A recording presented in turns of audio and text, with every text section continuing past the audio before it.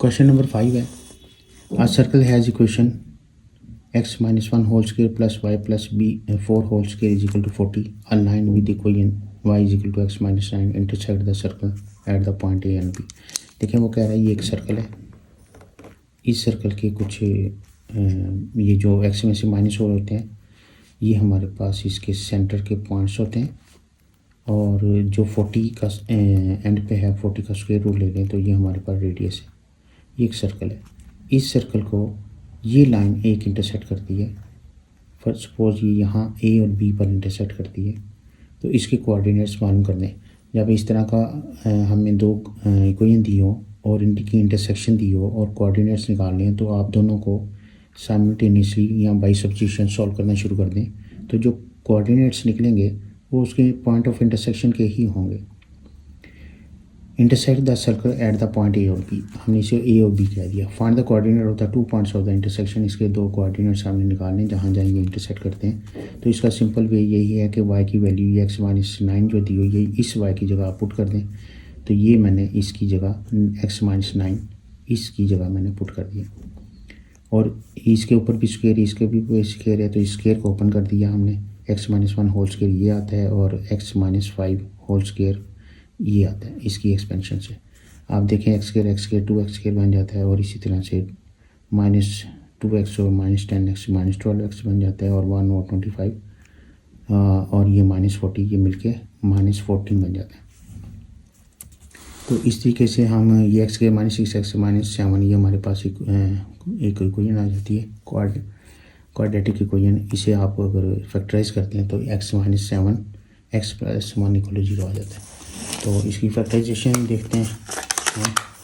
तो अगर आप इसकी फैक्टराइजेशन करना चाहते हैं तो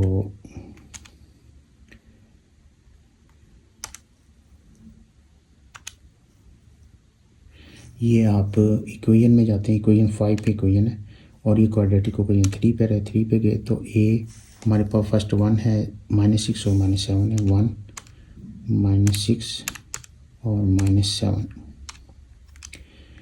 इसको ये एक 7 आता है हमारे पास, तो एक फैक्टर हमारा 7 आता है, -7 और एक -1 आता है। तो माइनस ये साइन चेंज करके यहाँ लिखना होता है। तो x प्लस 1 और x इज इक्वल टू -7 ये हमारे दो रूट्स आ जाते हैं और ये हमारे फैक्टर बन गए। तो x -7 को यहाँ फिर ये दो हमारे जो फैक्टर्स हैं इनका अगर प्रोडक्ट अगर 0 है तो इसका मतलब यहाँ फिर ये 0 है, यहाँ फिर ये 0 है। तो x -7 इक्वल टू 0 करते हैं तो x इज इक्वल टू 7 निकलता है, x प्लस 1 इक्वल टू 0 करते हैं x इज इक्वल टू -1 निकलता है। क्योंकि कैलकुलेटर पे भी हमें एक रूट -1 मिला था, एक +7 मिला था। तो इसको वापस इस तरफ लेकर आए तो ये पॉजिटिव हो जाएगा, ये नेगेटिव हो जाएगा। तो यहाँ y हमने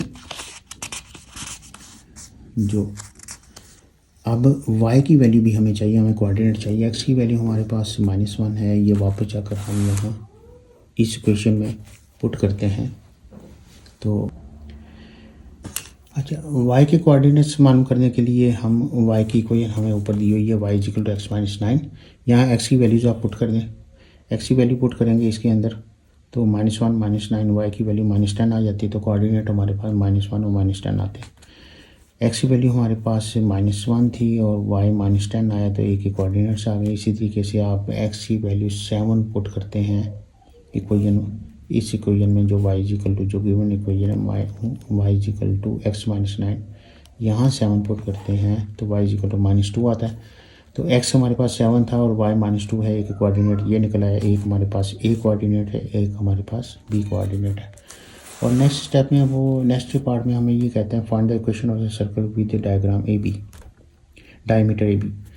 तो find the equation of the circle with diameter A B. तो ए बी हमारे पास क्या है, ये सर्कल था, ये वो लाइन थी जो इसको इंटरसेक्ट करती थी। अब इसको अगर डायमीटर बनाकर एक सर्कल बना दिया जाए तो वो ये सर्कल बनता है। अब इस सर्कल की फर्दर वो कहता है इक्वेशन मालूम करें। इस सर्कल की इक्वेशन मालूम करने के लिए हमें एक इसका सेंटर चाहिए और एक रेडियस चाहिए। क्योंकि सेंटर अगर दिया हो ए बी तो एक्स और वाई में से हम माइनस कर देंगे, और रेडियस दिया हो तो उसका स्केल ले लेंगे।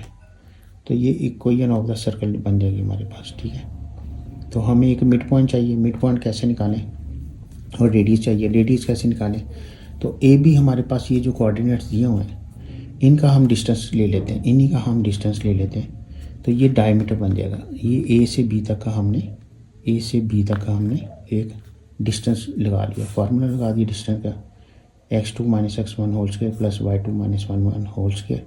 और इसको सॉल्व किया 8√2 आता है। तो इसको हम 8√2 को हम जब हाफ कर देंगे तो हमारे पास ये आ जाता है, ये रेडियस, डायमीटर का हाफ रेडियस होता है। और सेंटर कैसे निकालेंगे, मिड पॉइंट निकालने, जो मिड पॉइंट है इसका वही एक्चुअली सेंटर है। और ए और बी का मिड पॉइंट क्या होगा, x1 + x2/2, y1 + y2/2।